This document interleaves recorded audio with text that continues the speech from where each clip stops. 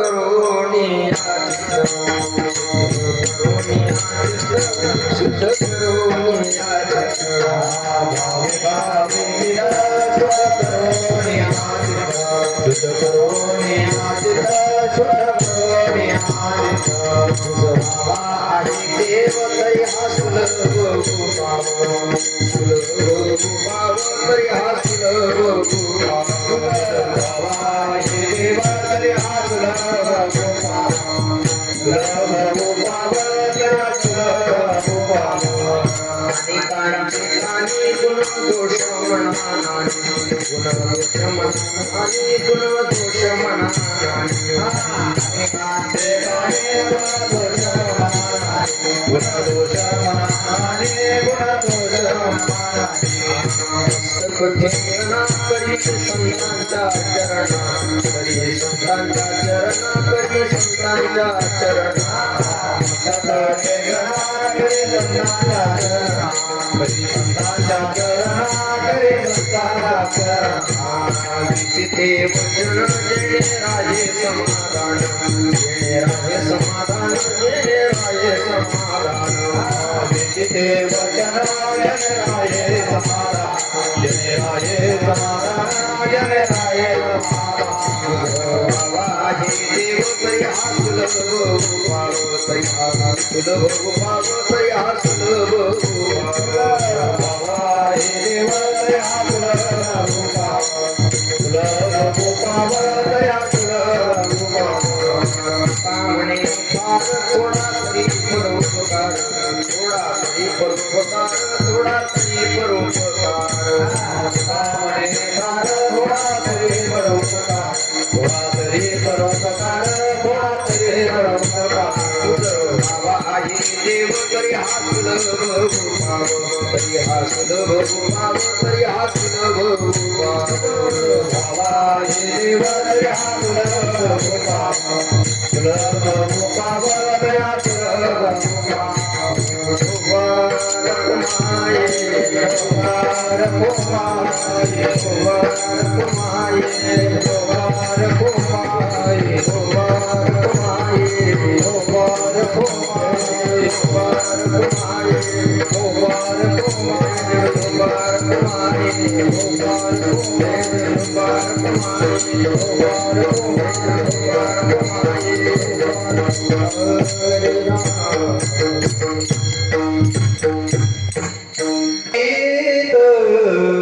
भावे भावे गीत भावे भावे गीत भावे भावे गीत भावे भावे गीत भावे भावे गीत भावे भावे गीत भावे भावे गीत भावे भावे गीत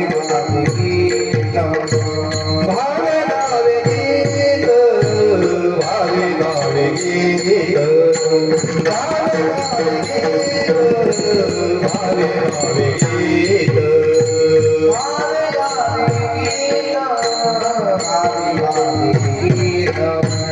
भावे भावे गीत भावे भावे गीत शुद्ध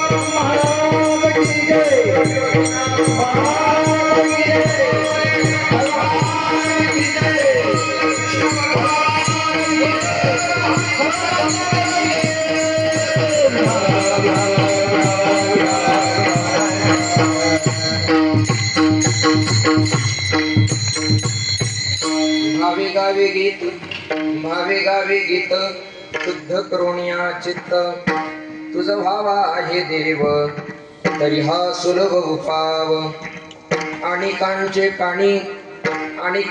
कानी गुणदोष म्हणा नाणी तुझ भावा आहे देव तरी हा सुलभ उपाव मस्तक ठेंगणा करी संतांच्या चरणा तुझ भावा आहे देव तरी हा सुलभ उपाव विचिते वचन जेणे राहे समाधान तुझ भावा आहे देव तरी हा सुलभ उपाव तुका म्हणे फार थोडा तरी परोपकार तुझ भावा आहे देव तरी हा सुलभ उपाव विठ्ठल विठ्ठल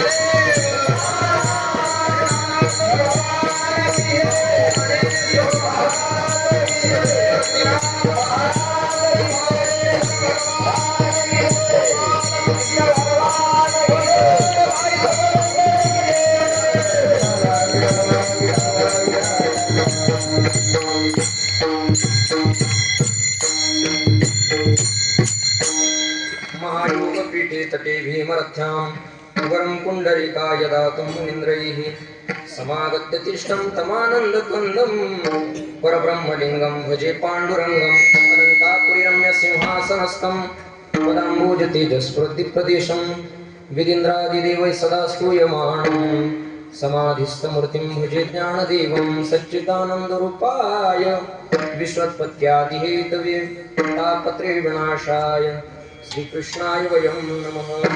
नमामि सद्गुरुं शान्तं सच्चिदानन्दविग्रहं पूर्णब्रह्मपरानन्द मीशमानन्दिवल्लभं ज्ञानेश भगवान् विष्णुनिवृत्तिर्भगवान् हर सोपानो भगवान् ब्रह्मा मुक्ताख्या ब्रह्मचित्कला योऽन्तप्रविश्य मम वाचमिमां प्रसुप्तां सञ्जीवयत्यखिलशक्तिधरस्वधाम्नाम् अन्यौष्टहस्तचरणश्रवणत्वगादीन् प्राणान् नमो भगवते पुरुषाय तुभ्यं मस्तकहे पायावरी या वारकरी संतांच्या सपळही तीर्थे निवृत्तीचे पायी तीर्थे मोरे जय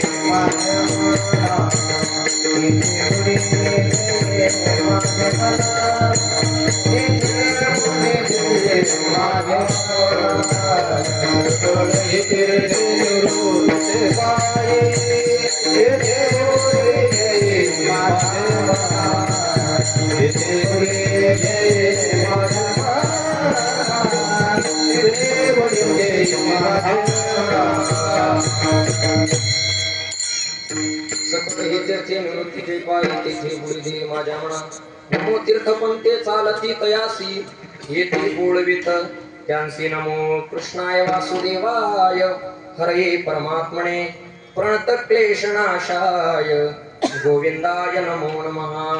भावे गावे गीत शुद्ध करुण्या चित्त तुझ भावा आहे देव तरी हा सुलभ उपाव। प्रस्तुत प्राप्त प्रसंगी प्राप्त स्थळी कीर्तनरूपी सेवेसाठी म्हणून दाखवलेला अभंग महान भगवत भक्त रुक्मिणी प्राण संजीवन वैराग्यमूर्ती देहुनिवासी पांडुरंग परमात्म्याचे लाडके भक्त जगद्वंदनीय जगद्गुरु तुकाराम महाराज यांचा अनुभवजन्य प्रासादिक वाणीतला 6 चरणाचा जवळजवळ सगळ्यांच्याच अल्पस्वल्प परिचयाचा असा अभंग आजच्या कीर्तनरूपी सेवेकरता निवडला। विठ्ठल विठ्ठल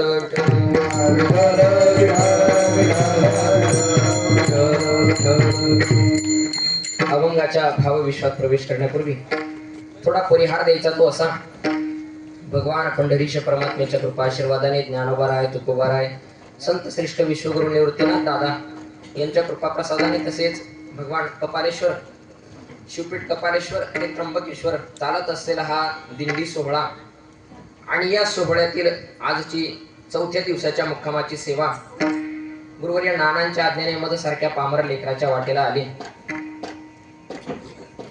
या सोहळ्याचं विशेष म्हणजे गुरुवर्य नानांचा आशीर्वाद या सोहळ्यासाठी आहे। नवे नवे बरेच महाराज दिंडी काढतात पण त्यांचे दिंड्या फार काळ चालत नाही। का चालत नाही त्याचे एक प्रमुख कारण असे, त्यांच्या दिंड्या चालत नाही कारण ते महाराज दिंड्यात चालत नाही। दिंड्या चालत नाही म्हणजे महाराज दिंडीत चालत नाही, पण नानांचं तसं नाहीये। नाना स्वतः दिंडीत चालतात आणि सगळे वारकरी आनंद घेतात। गुरुवर्य पंडित महाराज पैठणकर बाबांच्या भजनात रंगून राहावं वाटतं, म्हणजे बाबांनी म्हणत राहावं आपण ऐकत राहावं असं वाटतं। बाबा आदरणीय बाबा समोर बसलेत, नाना समोर बसलेत, त्याचप्रमाणे विनेकरी हरिभक्ती परायण चंद्रकांत नाना समोर बसलेत। सगळ्यांच्या चरणी एकदा विनम्र भावे अभिवादन करतो। आजचे आश्रयदाते जे आहेत ते श्री योगेश भाऊ खांदवे आणि त्यांच्या सौभाग्यवती योगिताताई खांदवे। योग आहे बरं, योगेश आणि योगिता 36 गुण पडले।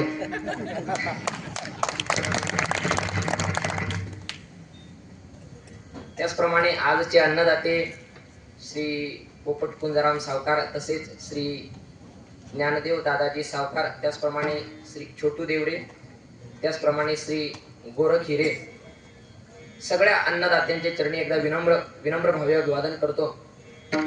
भगवान कपालेश्वर संत श्रेष्ठ निवृत्तीनाथ दादा तुम्हाला उदंड आणि निरोगी आयुष्य देवो, अशीच तुमच्याकडून वारकऱ्यांची निवृत्तीनाथ दादांची सेवा भगवान परमात्मा करून घेऊ अशी भगवंताकडे प्रार्थना करतो. आजच्या आश्रय स्थानाचा जर विचार करू गेलो, आज सगळेजण श्रोते आहेतच, पण मुख्य श्रोता भगवान कृष्ण परमात्मा आहे.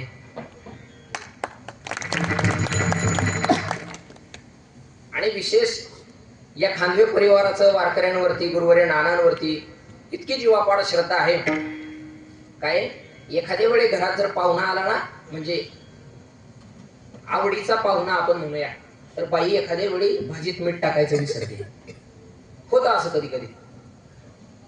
तसं या परिवाराचे दिंडी आली म्हणजे काय करू आणि काय नको, या परिवाराचं भाविकांवरती असलेलं प्रेम,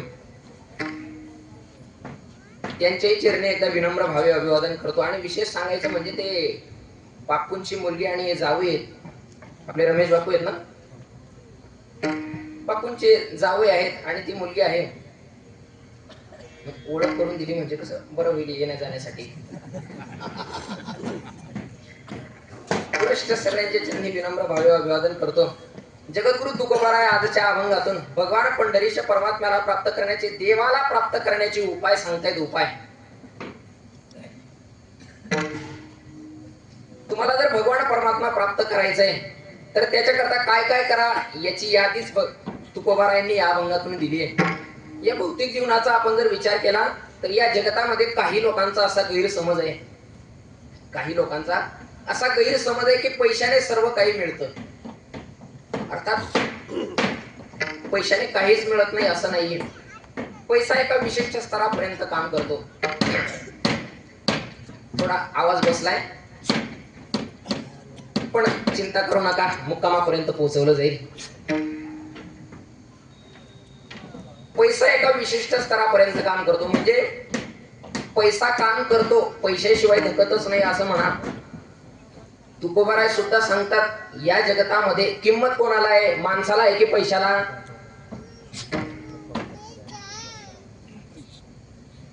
इथं 2 कोटी रुपये पडले, कोणाचेच नाही. मग किंमत पैशाला आहे का? कोणाचेच नाही, कोणी घेतच नाही. जर समजा तेच 2 कोटी रुपये माझ्याकडे आहेत तर किंमत कोणाला आहे? माणसाला, म्हणजे मला आहे. तुकोबाराय सांगतात, धनवंता लागी सर्व मान्यता आहे जगी. धनवान माणूस असला ना, आताच येता एके दिवशी एक ट्रक समोर गेली आणि ट्रकच्या मागे लिहिलं होतं की बुरी नजर वाले तेरा मुंह काला. असं नाही, ट्रकच्या मागे असं लिहिलं होतं, लोग आपसे पूछेंगे कि साहब आप कैसे है, लोग आपसे पूछेंगे साहब आप कैसे है जब तक आपकी जेब में पैसे है. लोक तुम्हाला विचारतील की तुम्ही कशा आहात, पण केव्हापर्यंत तुमच्या खिशात पैसे आहेत तोपर्यंत. म्हणून पैशाची गोष्ट, पैसा तर हवाच, पण पैसा एका विशिष्ट स्तरापर्यंत काम करतो. म्हणजे लक्षात येण्यासाठी 2-3 उदाहरणं सांगतो. या जगात किती श्रीमंत माणूस असला ना, पण त्याला पोटाला लागणारी भूक पैशाने विकत घेता येत नाही. किती श्रीमंत माणूस असला, भले तर खायचे पदार्थ विकत घेता येतील, पण पोटाला लागणारी भूक पैशाने विकत मिळेल का? नाही मिळणार, ती लागावीच लागते. दुसरा मुद्दा, या जगातला किती श्रीमंत माणूस असू द्या, पण माणसाला लागणारी झोप ही पैशाने विकत मिळत नाही. आणि खरं सांगू का, वारकरी म्हटला, वारकरी की झोपेच्या बाबतीत इतका श्रीमंत आहे. कीर्तनात बसलेली लोक झोपतील नवल नाही, टाळकरी झोपतात. वारकरी श्रीमंत कसा आहे सांगतो पहा. आपण कपालेश्वरून दिंडी 16 निघाला. पहिल्याच दिवशी चालून आपला मुक्काम होता नाकोड्याला, जिथं जाता जाता आपली संध्याकाळ झाली. खरं सांगा प्रामाणिकपणे, नाकोड्याला गेल्यावर कोणाला कोणाला वाटत होता आता कीर्तन व्हायला पाहिजे? वाटत होत. जेवण पण नको, फक्त झोपू द्या. वारकरी श्रीमंत आहे झोपेच्या बाबतीत. पडल्या पडल्या झोप लागते, आणि पडल्या पडल्या झोप लागते ना, तो माणूस श्रीमंत आहे, पुण्यवान आहे असं म्हणावं. कोणीतरी प्रवचनात सांगितलं, काही पापी माणसांना झोपच लागत नाही म्हटले. झोप ही पैशाने विकत मिळत नाही, ती लागावी लागते. तिसरा मुद्दा, या जगतातला किती श्रीमंत माणूस असला ना, पण त्याला एका क्षणाचं सुद्धा आयुष्य पैशाने विकत मिळत नाही नात्राय भागवतात वर्णन करतात की कोटी बेचिल्या सुवर्ण नरदेहीचे आयुष्य जाण नमिळे अर्धक्षण नाना साधने करिता किंवा नात्राय वर्णन करतात मेरू तुल्य पृथ्वी तिथल्या सुवर्ण नमिळे एक क्षण नरदेह या नरदेहाचा एक क्षण सुद्धा माणसाला पैशाने विकत घेता येत नाही. विठ्ठल विठ्ठल.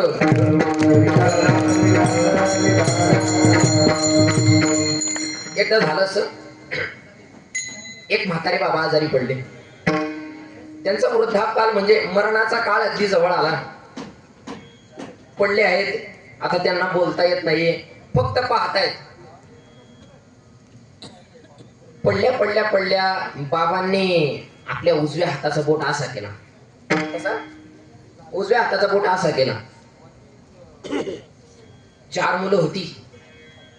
मोठ्या मुलाने असा तर्क लावला, म्हटले पूर्वीचा काळ तिजोऱ्या नसायच्या, मग कदाचित बाबांकडे सोन्याचा हंडा असेल वडिलांकडे, मग त्यांनी तो पूर्वी घराला जाड जाड भिंती असायच्या, मग एखाद्या भिंतीत ठेवला असेल. म्हणे मग इकडे बोट दाखवतात ना, पाडा इकडची भिंत. बाहेर काढलं बाबांना, पाडली इकडची भिंत, काहीच सापडलं नाही. दुसरा मुलगा म्हणे अरे ती भिंत नसेल, काय म्हातारपणात माणसाला भ्रम होतो, तिकडची भिंत नसेल. म्हणे मग इकडची असेल, पाडा इकडची, काहीच सापडलं नाही. तिसरा म्हटला ही पाडा, पाडली तिकडची, आपलं काय रात्रभर भिंती पाडू शकतो, इकडची भिंत पाडली, काहीच सापडलं नाही. चौथा म्हटला मग आता एवढीच कशाला ठेवताय समोरची, पाडू का, ती पण पाडली, काहीच सापडलं नाही. मुलांनी बाबांना उचललं, दवाखान्यात नेलं. डॉक्टरांना सांगितलं डॉक्टर साहेब पाहिजे तेवढे पैसे घ्या, म्हातारा फक्त 1 मिनिट जगू द्या. किती? 1 मिनिट बोलू द्या. डॉक्टर साहेबांना वाटलं चांगले गिऱ्हाईक तर सापडले. म्हटलं 1 मिनिट बोलेल पण 8 लाख रुपये लागतील. किती? 8 लाख रुपये. 4 मुलं, 8 लाख रुपये लागतील. मुलं म्हटले 8 लाख रुपये काही विशेष नाही हो, जर याला कदाचित आता 8 लाख गेले आणि सोन्याचा हंडा सापडला तर भाव काय आज? 8 लाख रुपये काही नाही त्याच्या पुढे. म्हणे मग 8 लाख रुपये घ्या. 8 लाख रुपये मोजून दिले. डॉक्टर साहेबांनी उपचार केले. थोड्या वेळाने बाबा शुद्धीवरती आले. 4 मुलं बाजूला उभे आहेत. विचारलं की बाबा काय सांगत होते हो तुम्ही, असा बोट केला, कुठे ठेवलाय हंडा? म्हातारा म्हटला हंडा नाही कुठे ठेवला. म्हणे मग असा बोट का केला? बाबा म्हटले अरे ते शेजारचा रामभाऊ चहा गाळायची गाळणी घेऊन गेलाय, तेवढी घेऊन या. लक्षात घ्या, पोरं म्हटले आता 8 लाखाला चहाची गाळणी तर पडलीच आहे. बाबा जिवंत होते म्हणून 1 मिनिट का होईना 8 लाख रुपये देऊन बोलले. जिवंत होते म्हणून 8 लाख रुपये देऊन 1 मिनिट बोलले. जर बाबा यदा कदाचित वारले, यांनी 80 लाख जरी दिले, बोलतील 30 सेकंद तरी. या नरदेहाचा 1 क्षण सुद्धा माणसाला पैसे देऊन विकत घेता येत नाही. शेवटचा मुद्दा, या जगतातला किती श्रीमंत माणूस असला पण त्याला एका क्षणाचं सुख सुद्धा पैशाने विकत मिळत नाही. विठ्ठल विठ्ठल. एका क्षणाचं सुख पैशाने विकत घेता येत नाही, आणि ते सगळं सुख प्राप्त करण्याकरता हा दिंडी सोहळा आहे. या दिंडीत ते सुख प्राप्त होतं.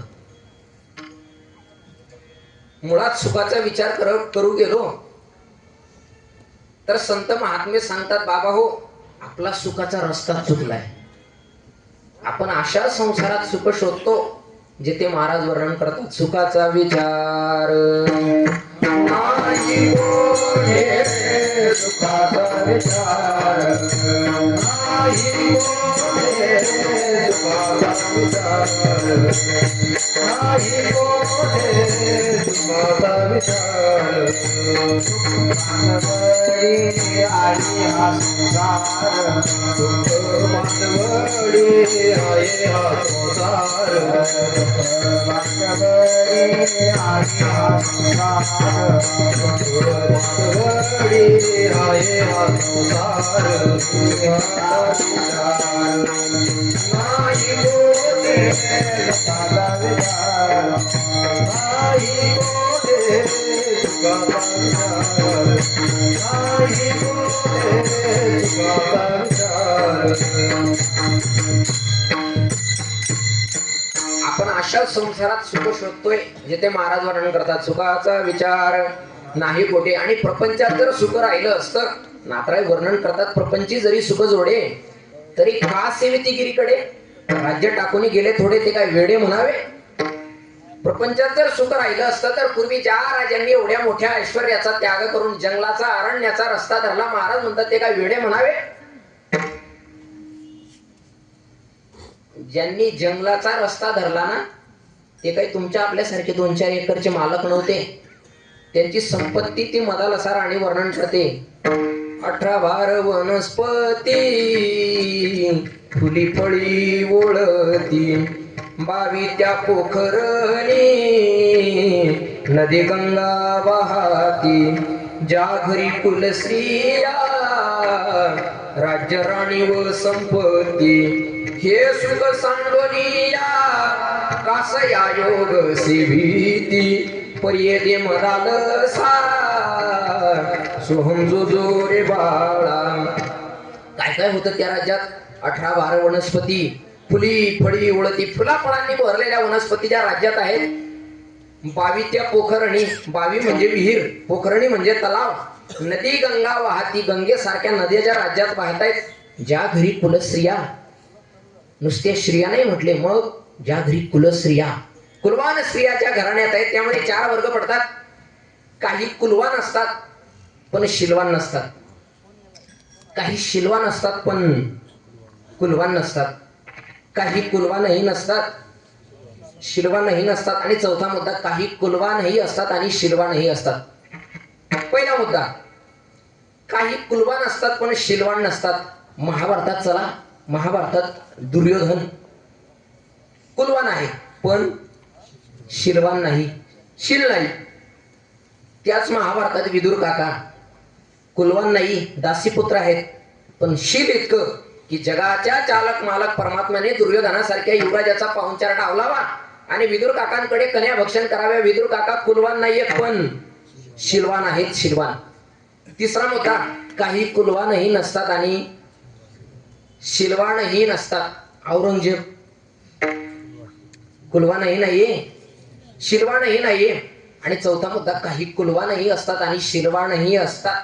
छत्रपती शिवराय प्रेममूर्ती मीराबाई. मीराबाई कुलवानही आहेत, राजपूत घराण्यात जन्मही मीराबाईंचा. आणि शील इतकं की विषका प्याला राणाजीने भेजा पिबत पिबत मीरा हासिरे. विषाचा प्याला ज्यावेळी बापाने पाठवला मीराबाई विष पिल्या, विष. पण परिणाम मीराबाईंवर झाला नाही. नामदेवराय वर्णन करतात, नाही बाधा झाली तये सीते वेळी मूर्ती झाली काळी देवाजीची. देवाची मूर्ती काळी पडली. मीराबाई कुलवानही आहेत आणि शिलवानही आहेत. तसं ज्या तरी कुलस्त्रिया राज्य राणी व संपत्ती आणि हे सुख सांडून या कासया योग सेविती. एवढं सगळं सुख सांडून ज्या अर्थी ते राजे अरण्यात जातात त्या अर्थी प्रपंचात सुख. बोला बोला, प्रपंचात सुख नाहीये. म्हणजे आता दिंडी झाल्यावर कोणीच घरी जाणार नाहीये. नाथराय पुढे अजातवादाचा सिद्धांत मांडत असताना असं म्हणतात, प्रपंच एक झाला होता हे तो समूळ मिथ्या वार्ता. पुढे होईल मागोता कदा कल्पंती घडेना. नाथराय म्हणतात मुळात प्रपंच झाला नाही. मग जो प्रपंच झाला नाही त्याच्यात आपण सुख शोधतोय, पदरात दुःख पडतंय. प्रपंच झालाच नाही पण प्रपंच झाला असं जर मानायचं ठरलंच तर तो संसार कसा आहे. विश्वमाऊली ज्ञानोबाराय सांगतात, लटिका व्यवहार सर्व हा संसार वाया येर झार हरिवीण. नाथराय वर्णन करतात, पिंडी देह स्थिती ब्रह्मांडी प्रसारा हरिवीण सारा व्यर्थ भ्रम. मुळात तो संसार लटिका आहे, खोटा आहे. म्हणून बाबा हो, या खोट्या संसारात सुख शोधू नका, रस्ता बदला. जर तुम्हाला सुख हवं आहे रस्ता बदला. मग काय करू. त्यावेळी जगद्गुरु तुकोबाला सांगतात, बाबा हो तुम्हाला सुख हवं आहे ना, मग असं करा. काय करा. ठेविले अनंते तैसेची राहावे, चित्ती असो द्यावे समाधान. पहिला मुद्दा सांगितला, काय करा, देव ठेवेल तसा राहा. सावता महाराज वर्णन करतात की समयासी सादर व्हावे, देव ठेविल तैसे राहावे, समयासी सादर व्हावे. कोणी दिवशी बैसोनी हत्तीवर, कोणी दिवशी पालखी सुभेदार, कोणी दिवशी पायाचा चाकर चालत जावे, समयासी सादर व्हावे. देव ठेवेल तसा राहा, समाधान मिळेल. पहिला वर्ग मुद्दा सांगितला, देव ठेवेल तसा राहा, समाधान मिळेल. दुसरा मुद्दा, नाथराय हरिपाठात वर्णन करतात, तुम्हाला सुख हवं आहे ना, मग काय करा, सुखी जेणे व्हावे जग निभवावे, अज्ञानी लावावे सन्मार्गासी. अज्ञानी माणसाला सन्मार्गाला लावा, सुख मिळेल. तिसरा मुद्दा, भगवान परमात्मा भगवद्गीतेत सांगतात, तुम्हाला सुख हवं आहे तर काय करा, युक्ताहार विहारस्य युक्त चेष्टस्य कर्मसु युक्त स्वप्नावबोधस्य योगो भवति दुःखः. जगद्गुरु तुकोबाराय वर्णन करतात, युक्त आहार विहार नेम इंद्रियासी सार, नसावे बासर निद्रा बहुभाषण. काय करा, प्रत्येक गोष्टीला मर्यादा ठेवा, मर्यादा. म्हणजे माऊली ज्ञानोबाराय वर्णन करतात, आहार तरी सेविजे तरी युक्तीचे निमापे मविजे. माणसाने जेवण करावं किती, विज्ञान असं सांगतं, माणसाने जेवताना पोटाचे 4 भाग करावेत. किती, 4 भाग. म्हणजे कापायचं नाही, मग अंदाज बांधायचा. 2 भाग अन्नाने, 1 भाग पाण्याने आणि 1 भाग रिकामा ठेवायचा, असा अंदाज बांधायचा. पण काही लोकांचं हे नियोजन विस्कटत. म्हणजे आ केला तरी जिलेबीचा तुकडा दिसतो. हे आनंद प्राप्तीची लक्षणं नाहीयेत. बाबांनी आता दुपारी सांगितलं, आमच्या भागात पैज लागली म्हटले, जेवण झाल्यावरती पैज लागली, जो जास्त गुलाबजाम खाईल 1 रुपयाला 1 गुलाबजाम. म्हणजे 1 गुलाबजाम खाल्ला की 1 रुपये दिले जाईल. तुमच्या अंदाजाने किती गुलाबजाम खाल्ले असतील? 10, 15, 20, 22, 25, 30, 40, 75 गुलाबजाम खाल्ले. 75 जेवणानंतर. ही आनंद प्राप्तीची लक्षण आहेत का? आनंद जीवनात सुख प्राप्त करायचा ना, मर्यादा ठेवा, मर्यादा. एक मुद्दा सांगतो, लक्ष द्या. माणसाने जेवण औषधासारखं करावं. माणसाने जेवण औषधासारखं करावं, नाहीतर औषध जेवणासारखी घ्यावी लागतात. लक्षात आलं तर पहा. जेवण मर्यादेत ठेवा, युक्त आहार युक्त विहार नेम इंद्रियाशी सार. पुढे नसावी बासर निद्रा आणि बहुभाषण. माणसाने बोलावं किती, मर्यादेत बोलावं. झोपावं किती, मर्यादेत झोपावं. एवढं सगळं केलं मग काय होईल, तुकोबाराय वर्णन करतात, होईल आगवा तुका म्हणे आनंद, होईल आगवा तुका म्हणे आनंद, होईल आगवा म्हणे आनंद, होईल आगवा तुका म्हणे आनंद. देह समर्पिते देवा, समर्पिते देवा, काही करया होईल आगवा तुका म्हणे आनंद, होईल आगवा तुका म्हणे आनंद.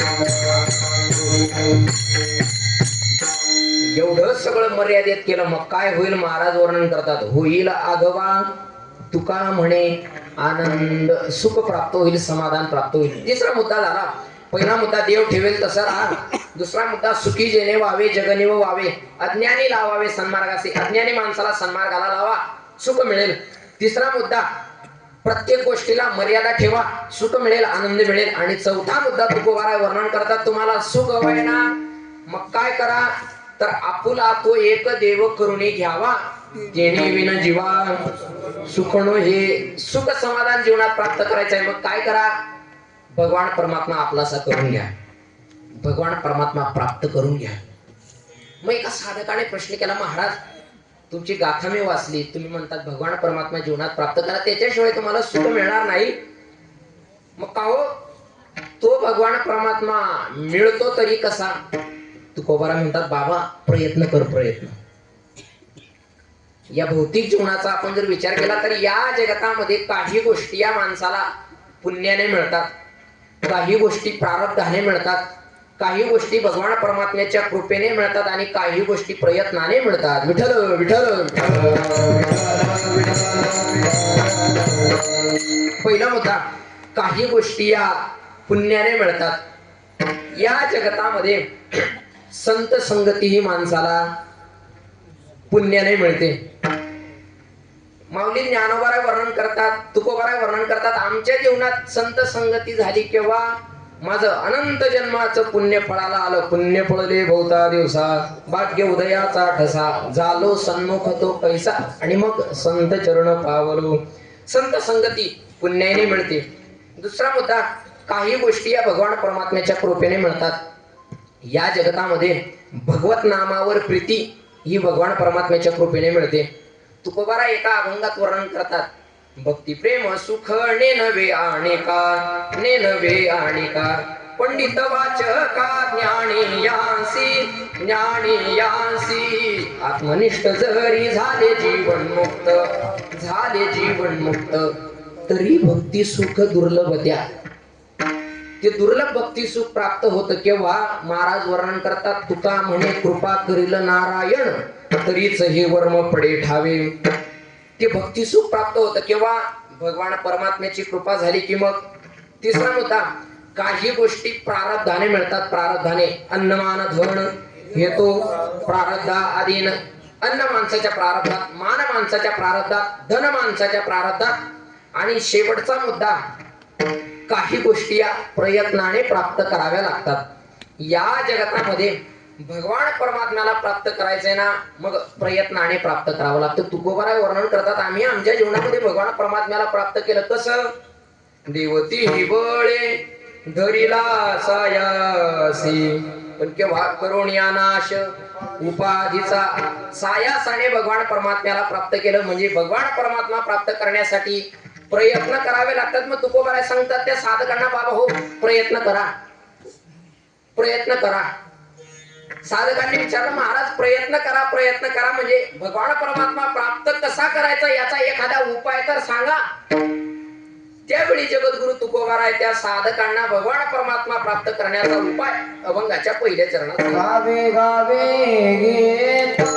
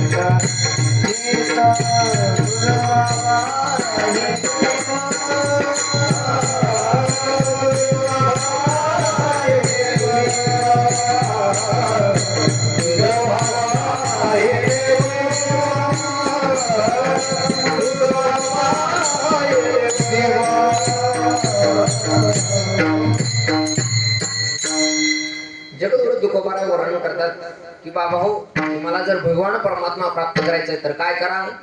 भावे गावे गीत शुद्ध करुणिया चित्त. अभंगात प्रवेश केला. काय करा? भावे गावे गीत, भगवान परमात्म्याचं गीत गा. पण कसं? भावे. परमार्थ क्षेत्रामध्ये भावाला फार किंमत आहे. भावाला, भावाला म्हणजे भाव. भाव भाव म्हणजे काय?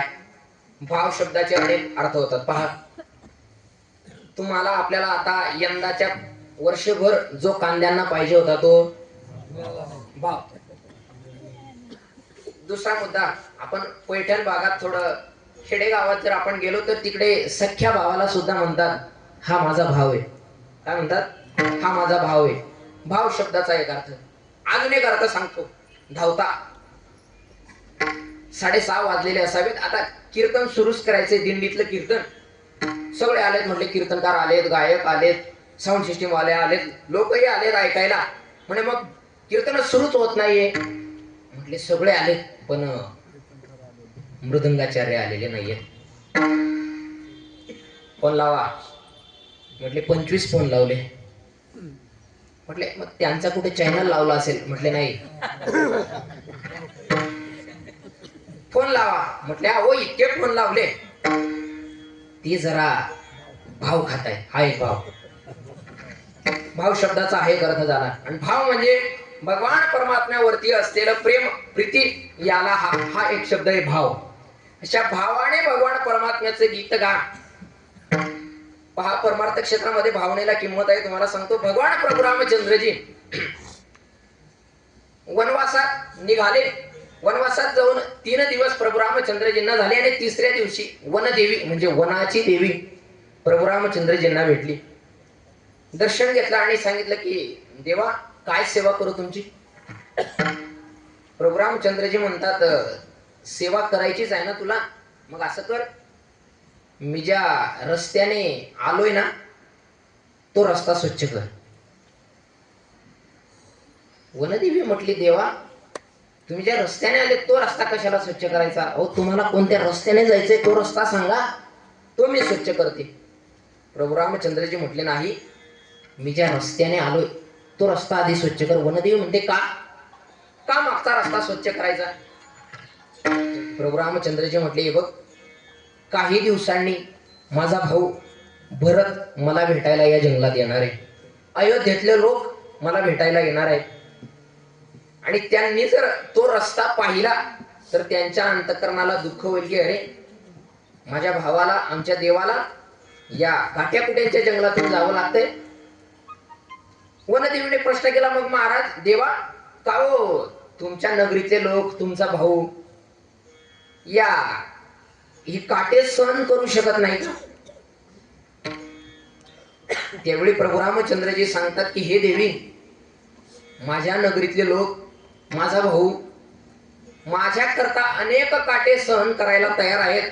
पण जर त्यांना कळालं की प्रभू रामचंद्रजी म्हणजे आमचा होणारा राजा देव या काट्यांच्या रस्त्याने गेलाय तर त्यांच्या अंतःकरणाला दुःख होईल, याला म्हणावं भाव.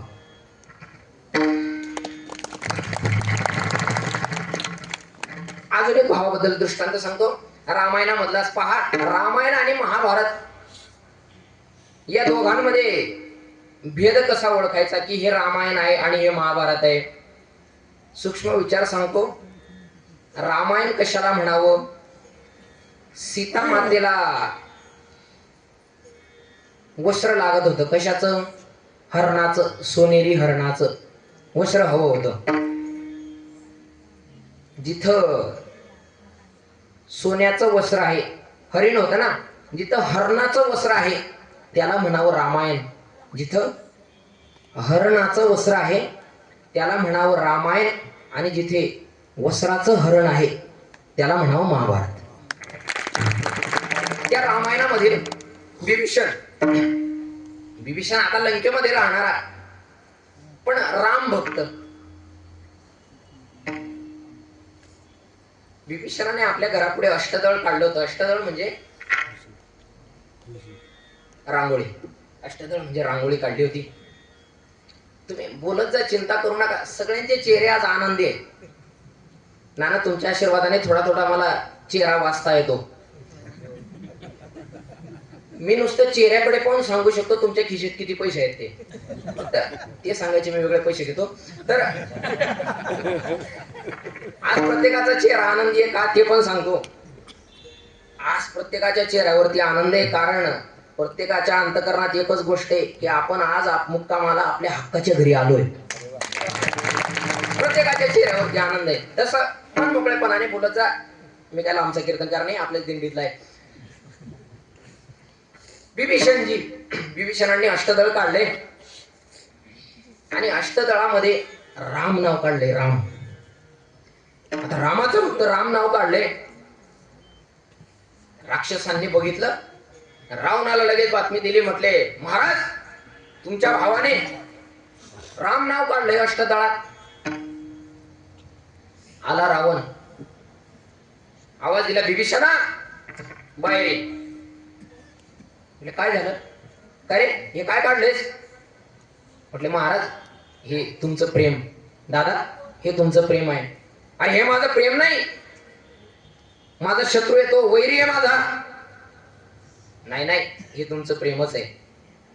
म्हटले कस काय माझं प्रेम आहे? हे पा रावणाचा रा, मंदोदरीचा मूळ, याला म्हणतात खाटिकाच्या गावात सत्ता बसवणे. रावणाचा रा आणि मंद याला म्हणावं भाव.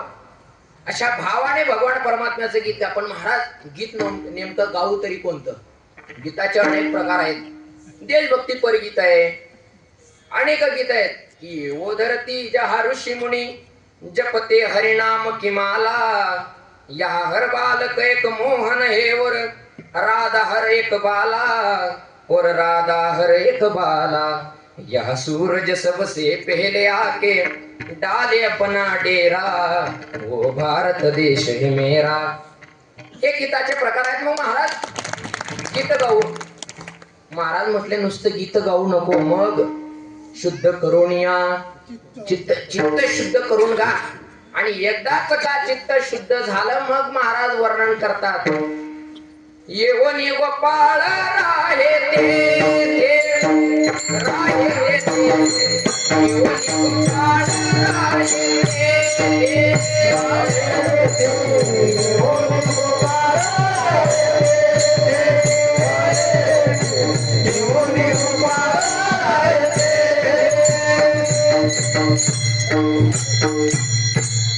तुका म्हणे चित्त करारे निर्मळ, येऊन गोपाळ राजे ते. उंच म्हणण्यात मजा नाही. आज आपल्या सगळ्यांच्या गाड्या रिझर्ववरती लागल्यात.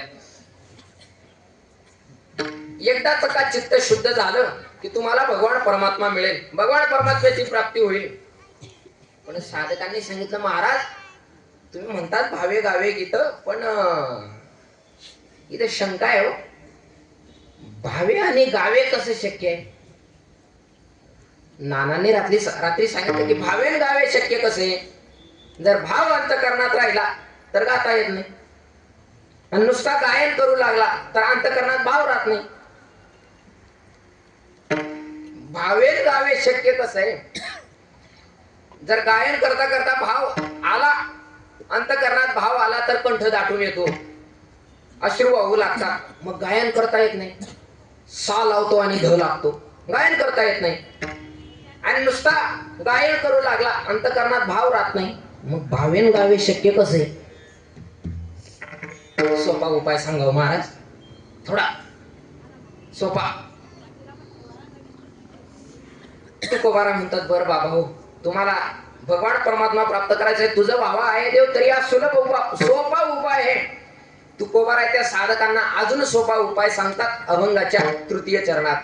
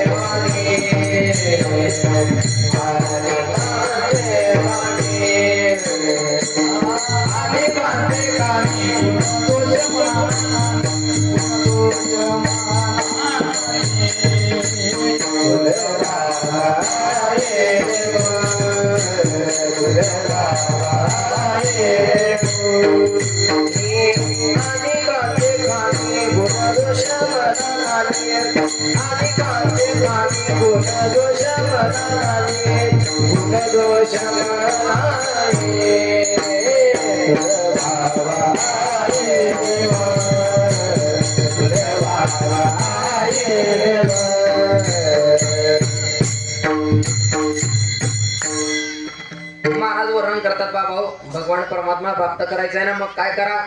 अनेकांचे काणी गुणदोष मनानानी दुसऱ्याचे गुणदोष कानावर तर येऊच देऊ नको, पण महाराज वर्णन करतात मनात सुद्धा आणू नको. कानावर येऊ देऊ नको, मनातही आणू नको. पण लोक म्हटले, साधक म्हटले, महाराज कानावर येऊ देऊ नको हे कदाचित एखाद्या वेळी करू शकतो, कानात हेडफोन वगैरे लावून. पण मनाने मनात शक्यच नाहीये. कारण हे मन कसं आहे माहितीये का? मन चंचल चपळ येता जाता न लगे वेळ. अहो अर्जुना सारखा योद्धा भगवान परमात्म्याकडे मनाविषयी तक्रार करतो की देवा चंचलम हि म्हणत कृष्ण प्रमाती बलभद्रम तस्याहम निग्रहम म्हणणे वायुरेव सुदुष्करम. अहो सावधान म्हणतात जे रामदास स्वामी लग्न मंडपातून पळून गेले, ते रामदास स्वामी सुद्धा वर्णन करतात की अचपळ मन माझे नावरे आवरिता तुझ विनशी न होतो धावरे धाव आता. हे मन अतिशय चपळ आहे, मला चंचल आहे. या मनामध्ये दुसऱ्याचा दोष गुणदोष मनात येतीलच. सोपा उपाय सांग. तुकोबारा म्हटले बर बाबा हो, एवढं सांगून झालं, तुझं वावा आहे देव, तरी हा सुलभ उपाय अजून सोपा उपाय सांगा. मग जगद्गुरु तुकोबार आहे त्या साधकांना अजून सोपा उपाय सांगतात अभंगाच्या चतुर्थ चरणात. मस्तक ठेंगना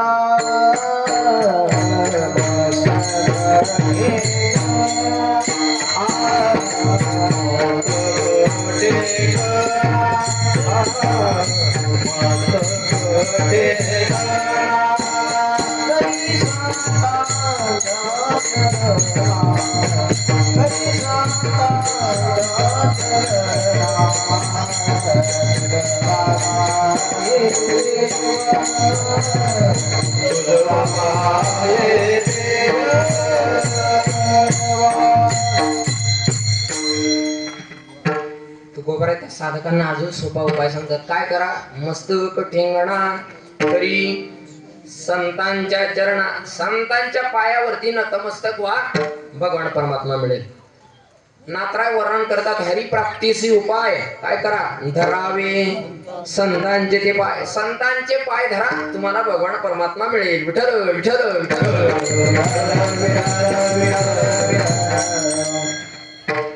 परत साधक म्हटले महाराज मान्य तुम्ही म्हणतात संतांच्या चरणावरती नतमस्तक व्हा, भगवान परमात्मा प्राप्त होईल, भगवान परमात्मा मिळेल. पण या जगतामध्ये संत महात्मा ओळखायचा तरी कसा? ज्याचा धोत्राचा आणि उपरण्याचा काठ सारखा आहे त्याला म्हणावं का संत? मग संत महात्मा ओळखावा तरी कसा? तुकोबाराय वर्णन करतात संत महात्म्यांना ओळखायचं असेल तर तुका म्हणे अंगे व्हावे ते आपण, तरीच महिमाने येईल पळो. संत ओळखल्याकरता संतच व्हावं लागतं. नवे नवे भक्ताचा महिमा, भक्ताची जाणती दुर्लभ त्या गती आणि कांसी. केरळ राज्यामध्ये घडलेला एक प्रसंग. एक दाम्पत्य आता लग्न झालं, लग्नानंतर 2-4 वर्षांनी वाटतं की एखादं मुलबाळ व्हावं. कशा करता? नको संपत्तीला वारस, पण मी आपलं दिवा लावायला म्हणतोय, तुम्ही लावा खाडे. दिवा लावण्याकरता एखादं मुलबाळ तरी पाहिजे. त्या दाम्पत्यांना एक मुलगा झाला. 1.5 वर्षाचा तो मुलगा झाला. एके दिवशी त्या मुलाची आई ती बाई जवळच्या नदीवरती धुणं धुण्यासाठी चालली. बादलीत कपडे घेतले, धुणं धुण्यासाठी चालली. आता 1.5 वर्षाचा मुलगा सांभाळावा की कपडे धुवावे? जवळचे कुटीचे संन्यासी होते. त्या महात्म्यांजवळ तो मुलगा दिला आणि सांगितलं की महाराज अर्धा पाऊण तास मी कपडे धुते, तोपर्यंत हा मुलगा फक्त लक्ष ठेवा, या मुलाकडे मुलगा सांभाळा. महात्मा म्हटले बरं बाई. मुलगा ठेवला आणि ती बाई धुणं धुण्याकरता गेली. इकडे प्रसंग असा घडला, त्या मुलाकडे त्या महात्म्यांनी पाहिलं आणि त्यांना समाधी लागली.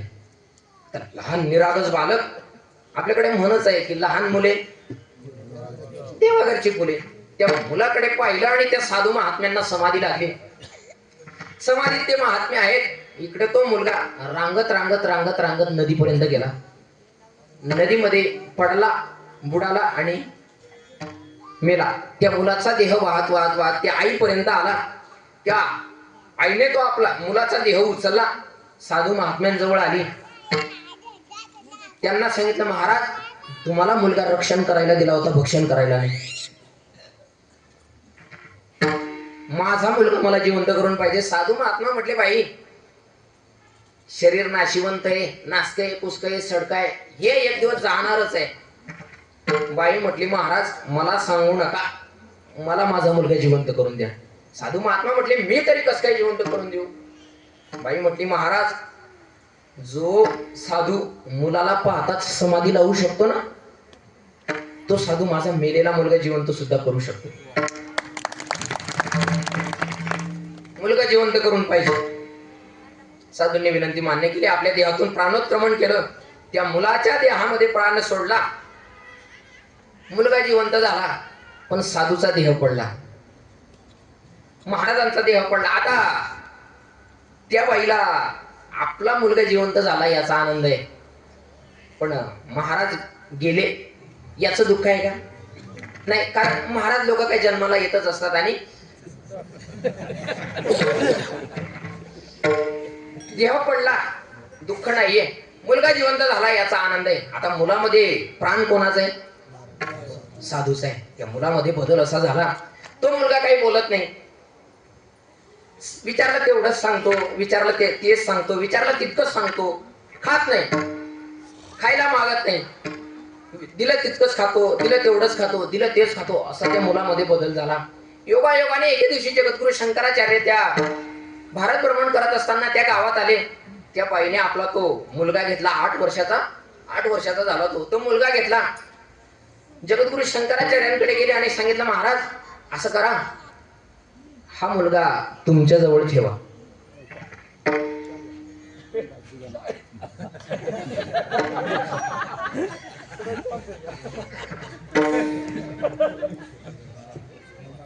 कदाचित नाना तुमच्या कृपा दृष्टीने हसता मला होईल तो.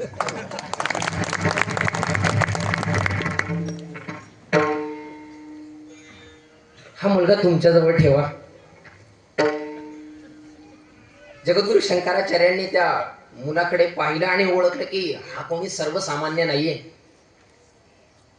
आणि त्या मुलाला प्रश्न केला की, हे मुला, कस्त्वं शिशो कस्य कुतोसि गंता किं नाम त्यत्वं कुत आगतोसि एतन्मयुक्तं वदचार्वकत्वं मत्प्रीतये प्रीतिविवरधनोसि. आणि 8 वर्ष न बोललेला तो मुलगा जगद्गुरु शंकराचार्यांना उत्तर देतोय, ना हम मनुष्यो न च देव यक्षो न ब्राह्मण क्षत्रिय वैश्य शूद्राः न ब्रह्मचारी न गृही वनस्सो भिक्षुर्न चाहं निजबोध रूपः.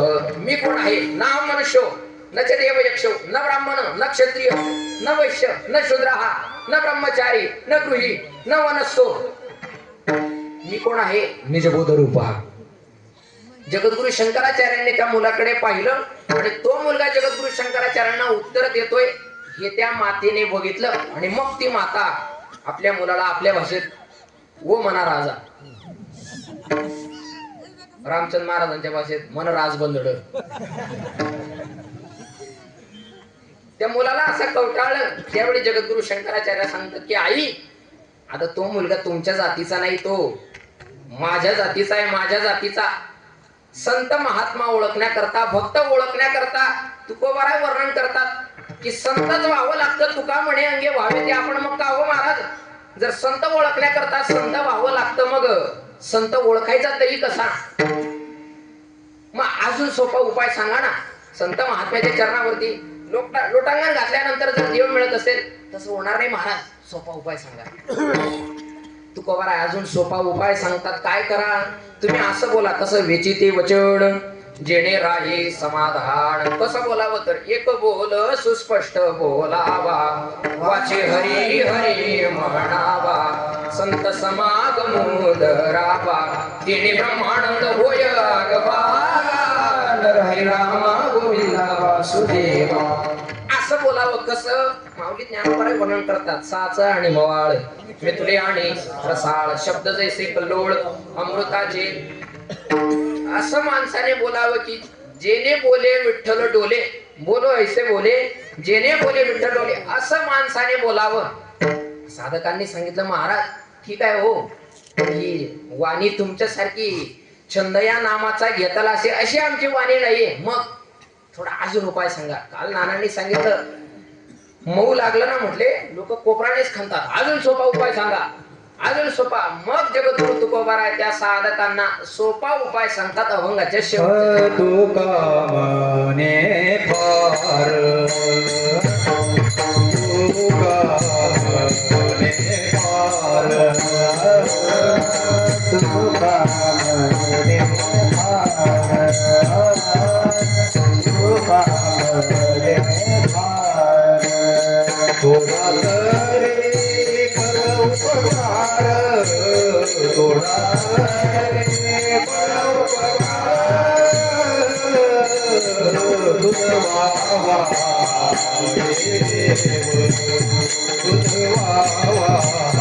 ये देव.